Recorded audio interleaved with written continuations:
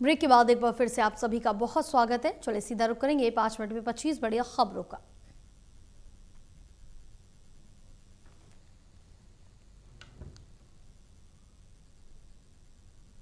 Haryana vision 2047 पर CM Saini की बैठक। सतत विकास दर बढ़ाना ही लक्ष्य। विकसित भारत विकसित हरियाणा के सिद्धांत पर होगा क्रियान्वयन। झज्जर के दुबलथन गांव में पहुंचे शिक्षा मंत्री महिपाल ढांडा। कांग्रेस के विरोध प्रदर्शन पर बोले, पार्टी के पास कोई मुद्दा नहीं, अपनी जमीन तलाश रही।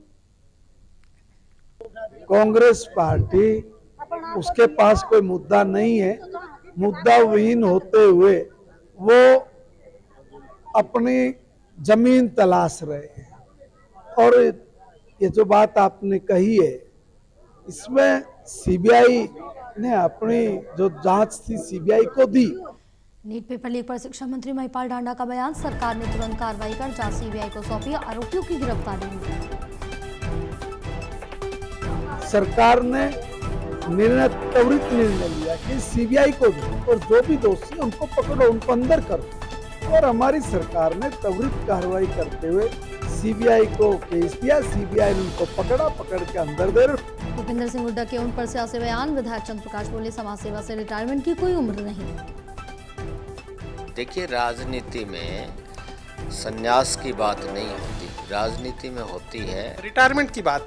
शब्द जो इस्तेमाल किया गया वो रिटायरमेंट। जो रिटायरमेंट की बात की गई है, राजनीति एक सामाजिक सेवा का एक माध्यम होता है। और जो नीलोखेड़ी विधानसभा में केंद्रीय मंत्री मनोहर लाल का दौरा। 10 गांवों में लोगों से रूबरू, समस्याओं के समाधान का आश्वासन।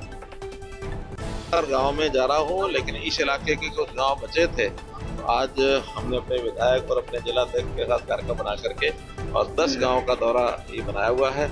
और इन सब में लोगों से सामान्य बातचीत करना, हालचाल पूछना, कुछ समस्याएं उनका उजागर करना।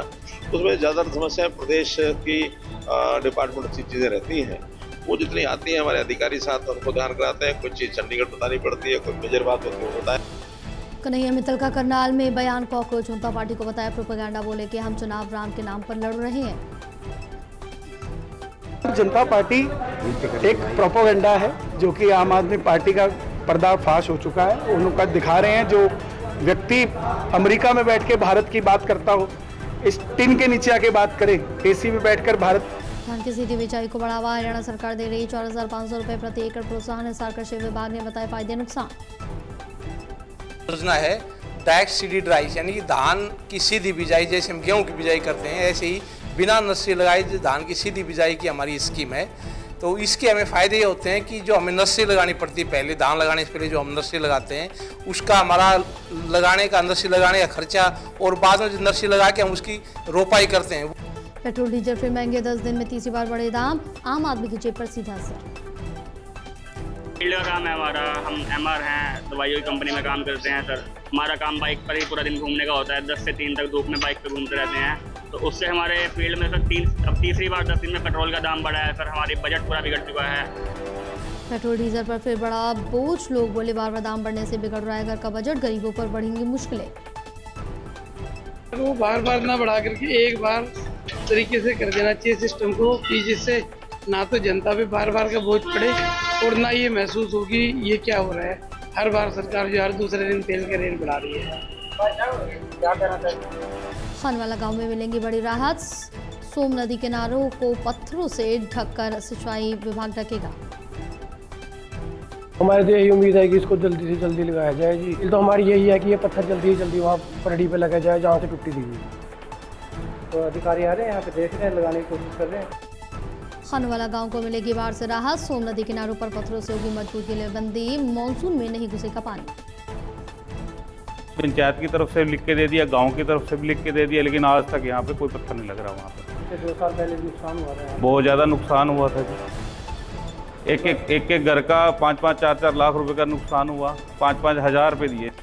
नशे के खिलाफ नायब सरकार की बड़ी कार्रवाई। दादरी में बनी स्पेशल नारकोटिक्स यूनिट।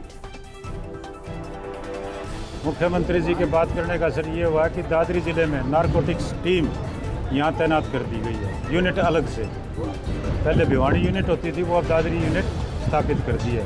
और जो गांव वासियों ने डिमांड करी है इन लोगों ने 10 लोगों के नाम दिए थे। 10 में से जो पुलिस के यहाँ बैठे थे उन्होंने कहा कि कनाल हाईवे पर थार ट्रक में जोरदार टक्कर, फतेहगढ़ साहिब के रोहित की दर्दनाक मौत, हादसे के बाद ट्रक चालक फरार। पंजाब का रहने वाला था और ये एस्कॉर्ट कंपनी में फरीदाबाद में नौकरी करता था। ये फरीदाबाद से अपने घर के लिए चला था तो नमस्ते चौक के पास इसका एक अननोन व्हीकल है जो ट्रक है उसके साथ इसका एक्सीडेंट हो गया था।